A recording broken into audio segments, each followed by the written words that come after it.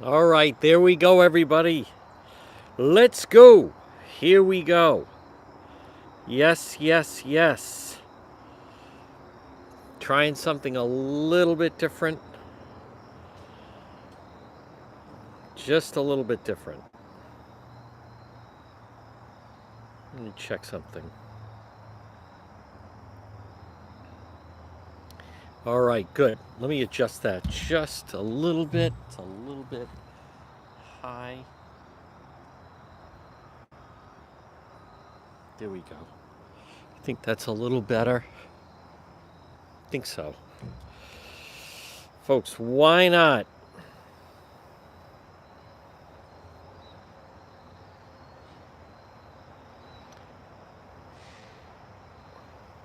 Where are we? Okay.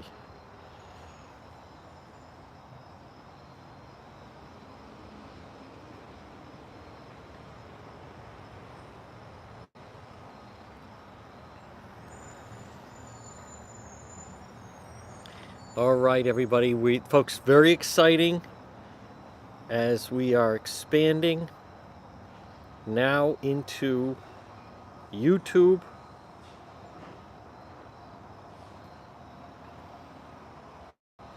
Most people wouldn't try it. We're trying it. Why not? There's been so much demand that from so many of the YouTube people. So obviously we'll continue. There we go, JR. Folks, obviously we will continue with Facebook Live, but just to launch it properly, we're gonna give a little extra special attention to everybody on YouTube Live. So our YouTube growth is really spectacular, but hey, there's always room for improvement, right? There's always room that we can go higher, and we're going to do that. So let me just double check everything. Again, we're going to go live on the radio in just 3 minutes. Folks, Juan, once again, proving not afraid to listen. We try different things, and it should be a lot of the Facebook people. I know, it's good practice. And then it should, in fact, then we'll bring in the YouTube audience as well. So that is the ultimate goal. Plus, it's beautiful outside. So, but I believe everything should be the way it normally is. And then we're going to start in just a moment. So the sun is starting to hit. I had an umbrella up earlier. But I think it should be okay. And then we'll, obviously, folks, later be on the scene live stream. There's Donna Brooks. Hola. There's Rob. Now, folks, share. Other people will slowly. Thank you. Steve Evans says way better than Facebook. All right. Yes, Nicholas. We are live right now. There's Steve. And there's Robin. Folks, share that you're watching. Why not? As you know, Juan is not afraid to try various things, anything, and this is exciting as we continue to expand, the audience, and an audience that's been out there, that's been demanding more attention, is the the YouTube audience. And so I know some people will see this a little bit later, but that's okay. And this is actually kind of nice out, and the sun is out. So we're going to experiment a little bit, folks. And again, later we'll do on the scene live stream. And so, and we'll go from there. But again, with the ultimate goal, it's still a little dicey with some of the apps of whether or not you can do both at the same time. I am aware there is one. I'm aware of it. Streamline. I've spoken with them. They're working to improve it, that we can do both at the same time. That's the ultimate goal. But for now, this will be okay, and we will certainly just continue to build our both our Facebook audience, which is huge, and then the YouTube audience as well. All right, so we're going to get going live on the radio in less than 1 minute. And folks, other than that, I'm hearing from our moderators that everything is fine, and some. But anyhow, let's check on that. Yep, I see Team One members. Everybody's saying that it's good. There's Robin and Ann. All right, and now I just get the okay from JR, and we are good to go. At 12:06, yes, folks, this is the noon report. Wait a minute, is this on Facebook? Well, it is on AM 1380 and 99.9 FM. That's true. Now, normally we do Facebook Live. However, after conversations with so many different people that are on YouTube, we are branching out and expanding more into that audience. And so what ideally, those that go to Facebook, you're just going to see a link to the YouTube Live, and you click on that, and here I am. It is the Chosen One on this beautiful Thursday. And I thought, you know what? I don't know how many more days this nice that we have, unfortunately, in our calendar. So I thought I would be outside, and I am. And it is beautiful out with all the bad news that we have had. So I recognize it's a little bit of a period of people adjusting, like, hey, wait a minute. But I think once people get it, and not to get too technical about it, but in an ideal situation, we're going to be able to do both and merge both audiences, because they are at times different audiences. So, but I want many of our followers and the viewers to understand sometimes that it's almost, I want people to think in terms of like channels, right? So Facebook Live is one channel, but then you could easily click, okay, there's one, right? And then he's doing YouTube Live right there. So anyhow, I know it's a process, but folks, with the growth we've had, it's worth it in an area that I keep hearing about, and I want people to look at. I'm a big believer in it's all about having different platforms. And so therefore, that's why we demonstrate, right? So we have, right now, people are listening on AM 1380 and 99.9 FM, or they can listen online at the website, DePetro.com. And so we have our radio platform. I think we've mastered that. I think so. Those that want to listen can listen. And then, of course, we have our Facebook Live platform, which has really altered and affected the way people get their news instantly on demand. And now we're going to start to branch out a little bit into some of our other platforms, such as now, I know a lot of people aren't on TikTok, but our TikTok presence is actually really, really strong right now. And so that's something that you just, some people get into that. That's almost like an entirely different audience. For those that don't, you just download the YouTube app. It's totally easy. So you just download the YouTube app. I'm seeing someone saying the YouTube app. It's pretty easy, and I can't imagine living without it. But what have you? But some people will adapt to that, and then go from there. So, but folks, it's all our media footprint, as it were, right? So, and I believe in that. And I believe that's where it's going. There's some people that they're just on one platform, right? Or they're just on a different platform. To me, it's about having a presence in several platforms.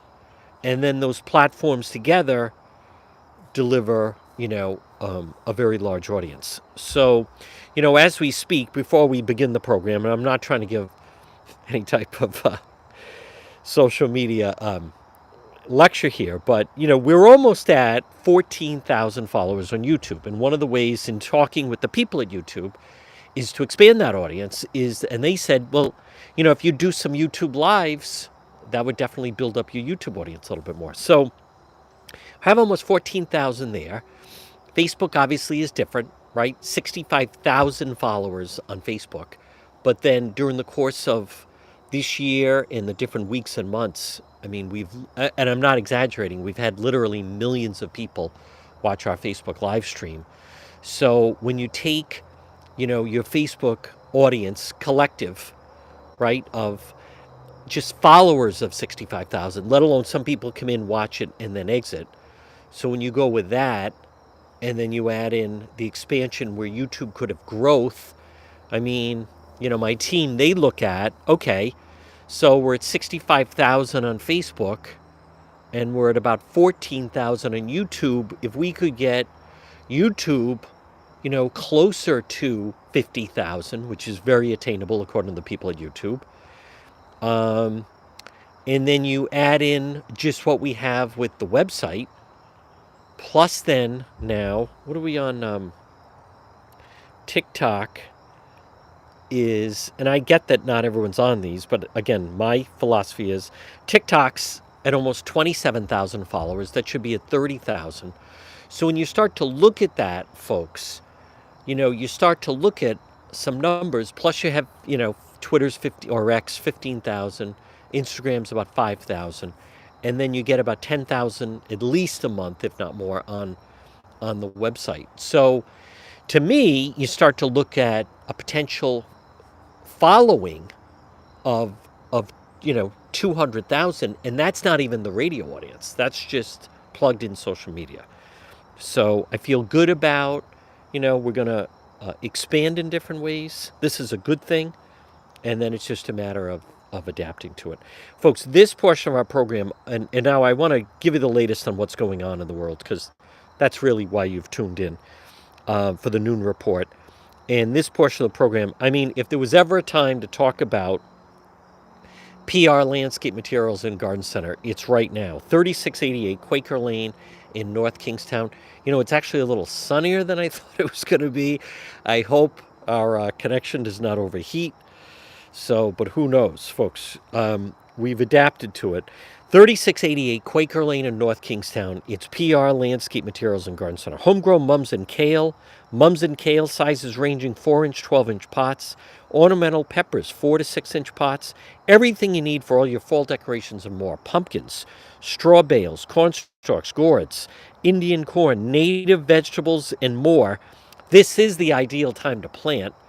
It's PR Landscape Materials and Garden Center, and they have trees and shrubs and perennials. It's all available. Gift certificates are available. 3688 Quaker Lane in North Kingstown. It's PR Landscape Materials and Garden Center. Well, folks, the rest of the media, many times, as many of you that follow the program know, catch up. And now, I don't knock Channel 10 for finally doing a story on Black Lives Matter and Senator Tiara Mack. I encourage it. I welcome it. But I think people understand that, and I don't mind being the one to shine a light on it, because it is wrong. Her opinions on it are wrong, and they need to be called out on it. But again, it's on the website, DePetro.com, which is brought to you by the Coesit Inn, 226 Coesit Avenue, West Warwick. Lunch, dinner, drinks in the lounge. Folks, they're waiting for you. They are waiting for you at the Coesit Inn. Stop in and see them. I wonder if I'm going to have to put up the umbrella as we're doing. I don't think so. It's not that hot out. I mean, it's nice out. It's warm out.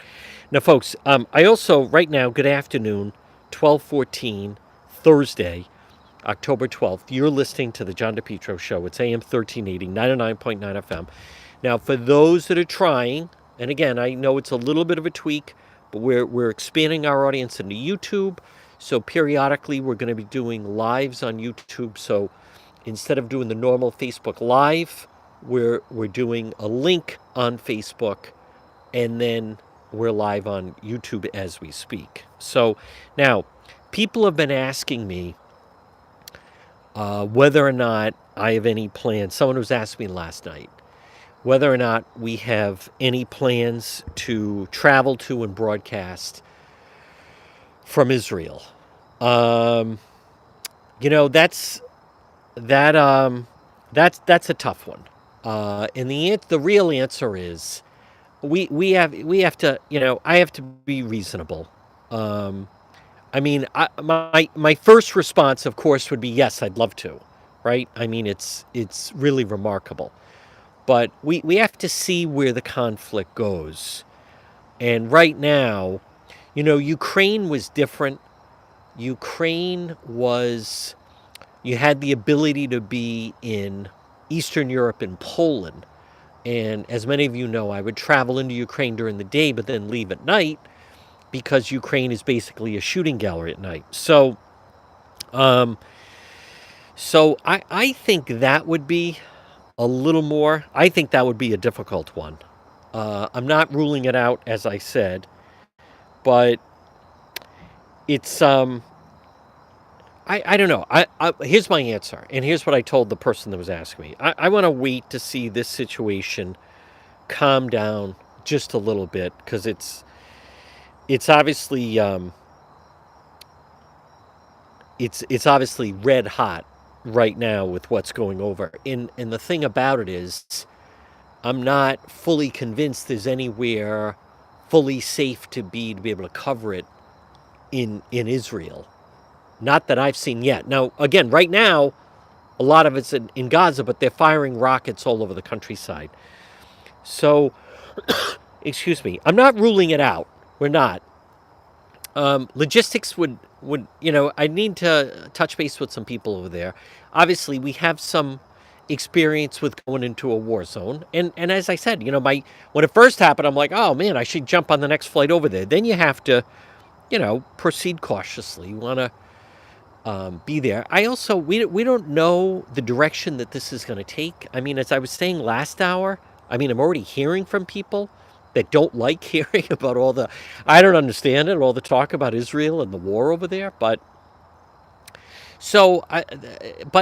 you can't right now. The commercial flights are very limited going in. So there is a way. I mean, you fly into Tel Aviv. I've been there, and I am speaking with people. But right now, the only ones that seem to be on the ground are. You also got to realize you're dealing with people from all over the world. So we still don't have American troops. You're still not embedded. And as we learned in as we've learned in with Ukraine and Poland, was it can be logistically very, very challenging to try to pull off something like that. I just saw that it turns out Foxborough police are seeking criminal complaint. 3 Rhode Island men stemming from that altercation at Gillette Stadium where the person died. So that is interesting that's who in fact they're going after. I'm just seeing that kind of coming across at the moment. So wow, against Rhode Island man, 3 Rhode Island men. Huh. We know that the guy, police said their complaint would be scheduled probable cause hearing, Rentham District Court. Then the names of the men will be released. Hearing has not been scheduled. All right. Well, they were definitely Dolphin fans. They definitely were people from Rhode Island that seemed to be in, that's interesting, in Miami Dolphin uniforms.